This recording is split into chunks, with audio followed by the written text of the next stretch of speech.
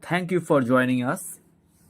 So, God did not always come in thunder, in the temple, or in the hour of public shaking.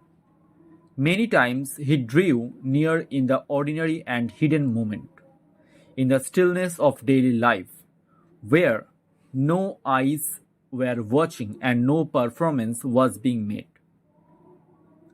It was there, in that quiet moment, that the trembling of a hand became its own testimony. Perhaps that hand rested upon a worn table, upon the arm of an old chair, or upon the reins or wheel of another ordinary journey through a life full of labor.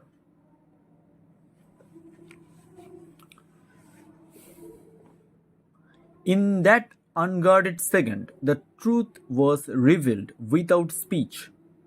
The hand bore witness to what the lips had long concealed. It told of burden, of strain, of many years spent carrying more than one soul was meant to carry alone. And the Lord was not far from that moment. He was present within it. He was not as one looking on from a great distance. He was near, as he had always been near, listening to the silent confession rising from the depths of that very heart. The soul did not need to form the words aloud for him to hear them. He knew the inward cry that the burden had grown too heavy and that life could not continue to be borne in such a manner. Yet the Lord did not look upon the trembling with contempt. He did not count it as disgrace. He did not judge it as failure. Rather, he saw it as a revealing, as a truth brought gently into the light. That soul had become practiced in restraint. It had learned to answer others with measured words, to keep the peace of the room, to appear composed in the assembly, among family, and in the commonplaces of life. It had learned to say that all was well while inwardly groaning under a weight few could see. But the Lord declared that the trembling was not the mark of useless weakness. It was the uncovering of hidden weariness. For the Lord, who searched the heart and tasted the inward being, had long seen what had been carried in secret. He had seen the years of endurance.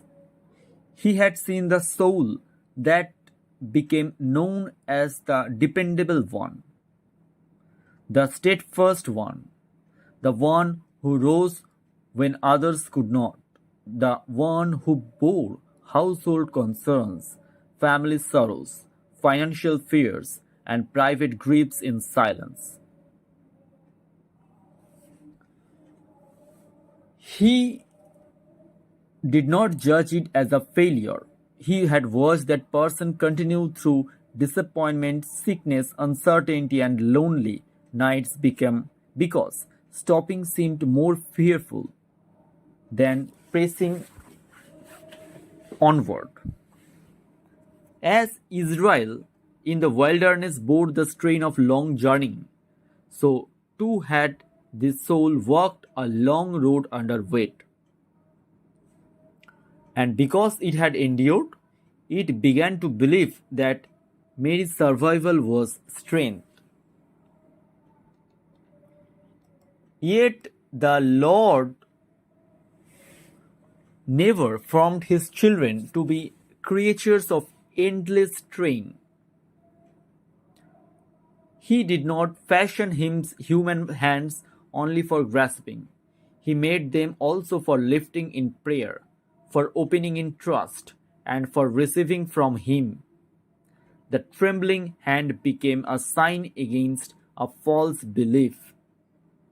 It stood against the lie that said one must always be strong, always carry, always endure without relief. The Lord spoke over that falsehood with mercy and with authority. He made it known that a person's oath had never rested upon how much sorrow could be borne in silence. Before he called his servants to labor, he first called them his own. Before he asked them to work, he remained their keeper. He had watched the burden rather gather little by little.